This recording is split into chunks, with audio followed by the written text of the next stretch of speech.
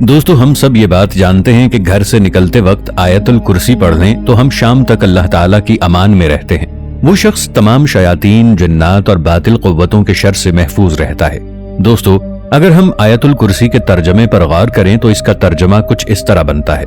ترجمہ: اللہ وہ معبود برحق ہے جس کے سوا کوئی الہ نہیں، وہ زندہ ہے، نہ اس کو اونگ آتی ہے نہ نیند، سب کا قائم رکھنے والا ہے، جو کچھ آسمانوں اور زمین میں ہے سب اسی کا ہے۔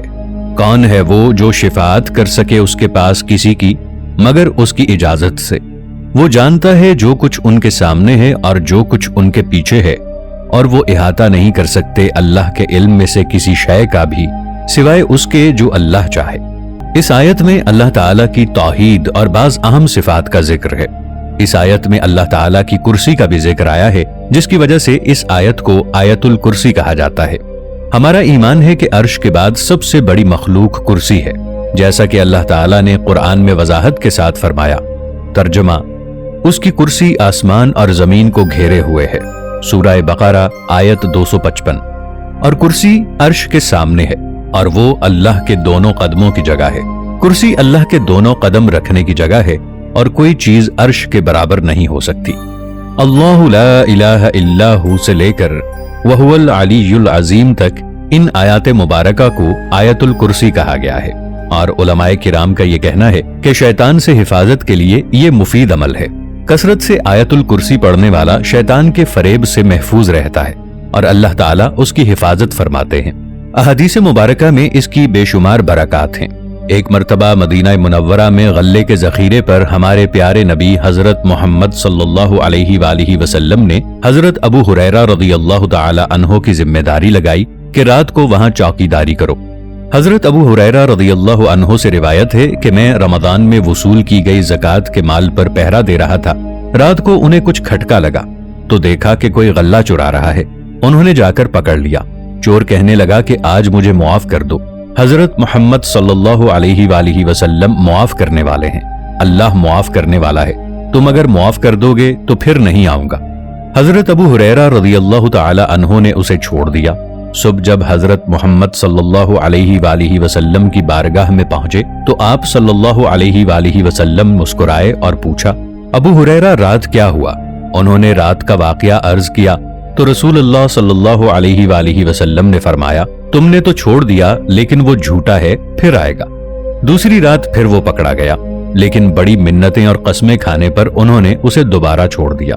صبح آپ صلی اللہ علیہ وآلہ وسلم کے دربار میں پہنچے تو حضرت محمد صلی اللہ علیہ وآلہ وسلم نے پھر پوچھا کہ ابو ہریرہ رات کیا ہوا؟ حضرت ابو ہریرہ رضی اللہ تعالی عنہ عرض کرنے لگے، یا رسول اللہ صلی اللہ علیہ وآلہ وسلم، وہ آ گیا تھا۔ آپ صلی اللہ علیہ وآلہ وسلم کا فرمان برحق تھا، میں نے پکڑ بھی لیا لیکن اس نے بڑے واسطے دیے تو میں نے چھوڑ دیا۔ حضور صلی اللہ علیہ وآلہ وسلم خاموش ہو گئے۔ تیسری رات حضرت ابو ہریرہ رضی اللہ تعالی عنہ پہرا دے رہے تھے کہ وہ پھر پکڑا گیا۔ انہوں نے کہا کہ میں نے 2 دفعہ تمہیں معاف کر دیا، اب میں تجھے حضرت محمد صلی اللہ علیہ وآلہ وسلم کے سامنے لے کر جاؤں گا۔ وہ کہنے لگا، اگر میں تمہیں ایک بات بتا دوں کہ شیطان تمہارا کچھ نہ بگاڑ سکے تو پھر مجھے چھوڑ دو گے؟ انہوں نے کہا، ہاں بتا دو۔ کہنے لگا، جب رات کو عشاء کی نماز سے فارغ ہو کر سوتے ہو تو آیت الکرسی پڑھ کر دروازہ بند کر دیا کرو، شیطان داخل نہیں ہوگا۔ کہنے لگے، وعدہ کر لیا تھا چھوڑ دیتا ہوں، لیکن پھر نہ آنا۔ صبح ہوئی تو حضور صلی اللہ علیہ وآلہ وسلم نے پوچھا، رات کیا ہوا تھا؟ جواب دیا، یا رسول اللہ صلی اللہ علیہ وآلہ وسلم، وہ پھر آ گیا تھا اور پکڑا گیا۔ نبی کریم صلی اللہ علیہ وآلہ وسلم نے استفسار فرمایا، پھر چھوڑا کیوں؟ کہنے لگے، یا رسول اللہ صلی اللہ علیہ وآلہ وسلم، اس نے مجھ سے شیطان سے بچاؤ کا نسخہ بتانے پر چھوڑنے کا وعدہ لیا تھا۔ آپ صلی اللہ علیہ وآلہ وسلم نے فرمایا، وہ جھوٹا تھا لیکن آپ کو سچی بات بتا گیا۔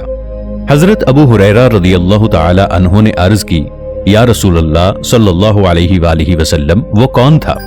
فرمایا، شیطان تھا۔ حضرت ابی بن کعب رضی اللہ تعالی عنہ سے رسول اللہ صلی اللہ علیہ وآلہ وسلم نے پوچھا کہ اللہ کی کتاب میں سب سے زیادہ عظمت والی آیت کون سی ہے؟ حضرت ابی بن کعب رضی اللہ تعالی عنہ نے جواب میں فرمایا، اللہ اور اس کے رسول ہی کو اس کا سب سے زیادہ علم ہے۔ آپ صلی اللہ علیہ وآلہ وسلم نے دوبارہ یہی سوال کیا۔ بار بار سوال کرنے پر حضرت ابی بن کعب رضی اللہ تعالی عنہ فرماتے، آیت الکرسی۔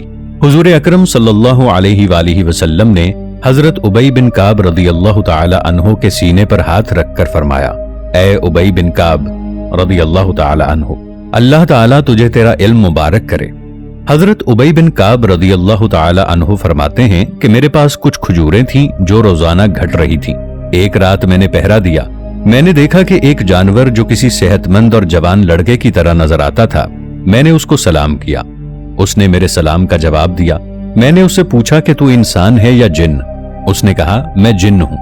میں نے کہا کہ ذرا اپنا ہاتھ دو، اس نے اپنا ہاتھ بڑھا دیا۔ میں نے اپنے ہاتھ میں لیا تو کتے جیسا ہاتھ تھا اور اس پر کتے جیسے بال بھی تھے۔ میں نے پوچھا تم یہاں کیوں آئے ہو؟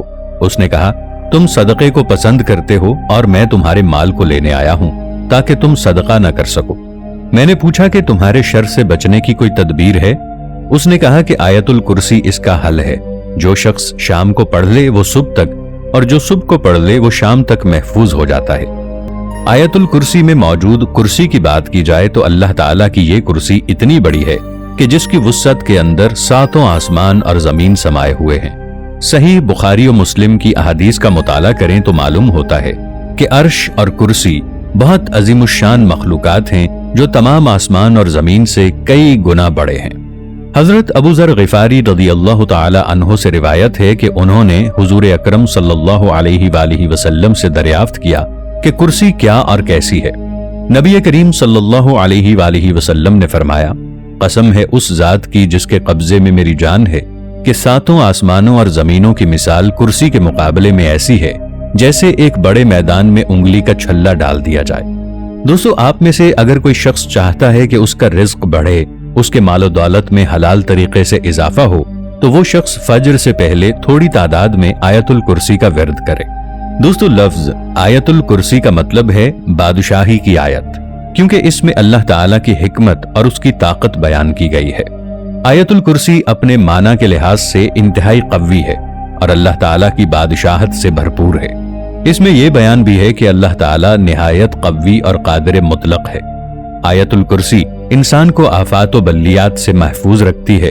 یہ 9 حصوں پر مشتمل ہے اور اللہ تعالیٰ نے ہر حصے کو ایک تسلسل سے بنایا۔ ایک حدیث شریف میں اس کے متعلق یہ بیان ہے کہ جو شخص بھی فرض نماز کے بعد آیت الکرسی پڑھے گا، اس بندے اور جنت کے درمیان صرف اس کی موت حائل ہوتی ہے۔ دوستو، مسلمان ہونے کے ناطے یہ ہماری ذمہ داری ہے کہ جب ہم سونے کے لیے بستر پر جائیں تو قرآنی آیات کا ورد کر کے سوئیں، مگر جب ہم آیت الکرسی پڑھ کر سوتے ہیں تو اللہ تعالی ہماری حفاظت کے لیے ایک فرشتہ مقرر کر دیتا ہے۔ وہ فرشتہ انسان کے پراگندہ خیال اور برے خوابوں سے اللہ کے حکم سے ساری رات انسان کی حفاظت کرتا ہے۔ ویسے تو اللہ تعالیٰ کی نازل کردہ مقدس کتاب قرآن مجید حکمت اور دانائی سے بھرپور ہے، مگر اس کے اندر کچھ آیات ایسی ہیں جو اپنی دلکشی اور منفرد خصوصیات کی وجہ سے دوسری آیات سے نمایاں مقام رکھتی ہیں۔ دوستو، آیت الکرسی بھی ایسی خصوصیات سے بھرپور ہے۔ آیت الکرسی میں اللہ تعالیٰ کی حکمت اور دانائی کا جامع تصور موجود ہے۔ اللہ تعالیٰ نے انسانوں پر بے پناہ عنایات کی ہیں۔ انسان پر اللہ تعالیٰ کی ایسی عنایات ہیں کہ ان کا احاطہ کرنا ناممکن ہے۔ اللہ تبارک و تعالیٰ نے انسانوں کو بے شمار نعمتوں سے نوازا ہے۔ اللہ تعالیٰ کی ایک نعمت اتنی بڑی ہے کہ ہم اس کا جتنا بھی شکر ادا کریں کم ہے۔ سورۃ الانفال میں اللہ تعالیٰ کا ارشاد ہے، جس کا مفہوم ہے کہ جو نعمت اللہ کسی قوم کو عطا کرتا ہے، جب تک وہ خود اپنے دلوں کی حالت نہ بدل ڈالیں، اللہ بھی ان کی حالت نہیں بدلتا، اور بے شک اللہ سنتا اور جانتا ہے۔